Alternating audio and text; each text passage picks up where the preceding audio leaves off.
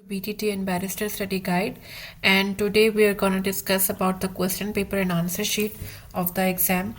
और this is video short video मैंने इसलिए बनाई है ताकि बहुत सारे स्टूडेंट्स को कन्फ्यूजन होती है कि किस तरीके से पेपर आता है, खासकर जो फर्स्ट टाइम अटैम्प्ट कर रहे होते हैं, तो उनके लिए ये बनाई गई है। ठीक है, तो लेट्स मूव ऑन। पहले कुछ बेसिक्स देख लेते हैं। हमने प्रीवियसली भी वीडियो में रिपीट किया है, दोबारा मैं इसको एक दफ़ा बताना चाह रही थी आप लोगों को।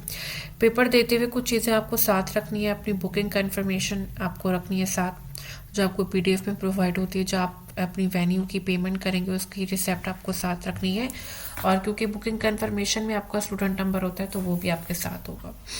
फिर आपको एग्ज़ाम्स के डे जो है ना, वो आपको अपने साथ पेंसिल भी लेके जानी है।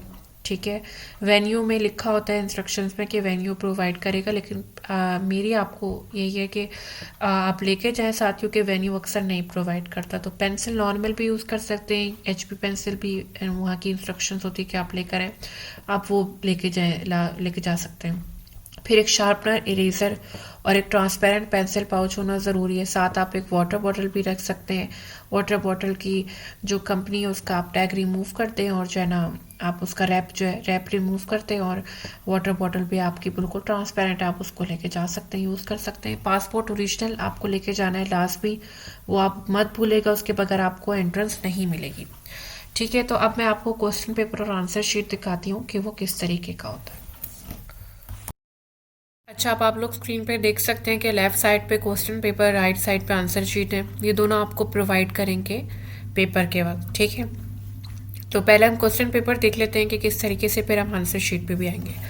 सेम ये मॉक पेपर है। मॉक पेपर आपको वैसे भी अवेलेबल होगा। आप अपनी BPP हब में जब आपका अकाउंट बनेगा तो आप माई लर्निंग पे जाएंगे, और जो आपका पर्टिकुलर सब्जेक्ट है उसके असेसमेंट पे या उसके स्टडी मटेरियल पे जाएंगे तो वहाँ पर मॉक पेपर्स अवेलेबल होते हैं। वो मॉक पेपर्स सेम पैटर्न के होते हैं जैसे आपका पेपर होता है, उसी तरीके से मॉक पेपर्स भी होते हैं, सेम फॉर्मेट पे बने हुए। इसमें आप देख सकते हैं जर्नल इंस्ट्रक्शंस हैं। आप पहले यहाँ पर नाम लिखेंगे, अपना अपना SRN नंबर लिखेंगे। ठीक है, फिर उसके बाद आप यहाँ पर आप देख सकते हैं जर्नल इंस्ट्रक्शंस है कि नेगेटिव मार्किंग नहीं है, पर क्वेश्चन आपका 1 मार्क है, और आपको कोई भी ब्लैंक नहीं छोड़ना है, आपको सब में आंसर करना चाहिए। ठीक है, अच्छा, अब यहाँ पर क्वेश्चन नंबर 1 हम देख सकते हैं। 2 तरीके हैं आपके पेपर करने के। या तो आप क्वेश्चन पेपर पे ही सारे आंसर्स को सर्किल कर लें, टिक कर लें या क्रॉस कर लें।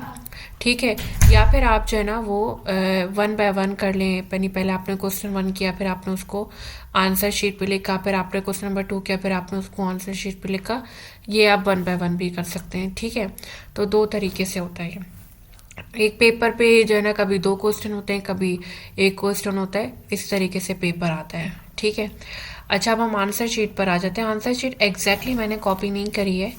ये मेरी जितनी मेमोरी थी मैंने उसके हिसाब से आपको दिया था कि आपको एक जनरल आइडिया हो जाए कि किस तरीके से आंसर शीट होती है। एग्जैक्ट कॉपी नहीं है, लेकिन इसी से मिलती जुलती होती है आंसर शीट। ठीक है, अब इस आंसर शीट में आपका क्या होता है, पहले आप अपना लिखते हैं स्टूडेंट रेफरेंस नंबर। ठीक है, यहाँ पर उसके बाद फिर आप यहाँ पे जैसे नंबर 2 है आपका पहला यहाँ पर, तो आपने 2 कर दिया। अगर आपका जो है ना वो 3 है यहाँ पर, तो आपने उसको 3 पे लाइन डाल दी। ठीक है, 4 है तो यहाँ पे 4 में लाइन डाल दी। तो इस तरीके से आप जो नंबर होता है उस पर लाइन डालते चले जाते हैं। यहाँ पे जो नंबर है उसके हिसाब से लाइन डालते हैं। अच्छा, फिर आप पेपर रेफरेंस, सब्जेक्ट, डेट और नाम लिखना है। अपना नाम कैपिटल में लिखना है, और फिर आप उसके बाद यहाँ पर क्या लाइन डालेंगे, जैसे जैसे आपके आंसर है वैसे वैसे।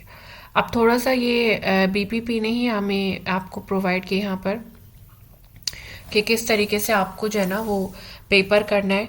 ठीक है, उसमें क्या कॉमन मिस्टेक होती है। तो जो आपकी आंसर शीट है ना वो OMR शीट कहलाती है। बेसिकली कंप्यूटर से आपकी मार्किंग होती है, तो उसमें अगर आपने मार्किंग आगे पीछे की होगी तो आपके ही माइनस, मतलब आपको नंबर नहीं मिलेंगे उसके।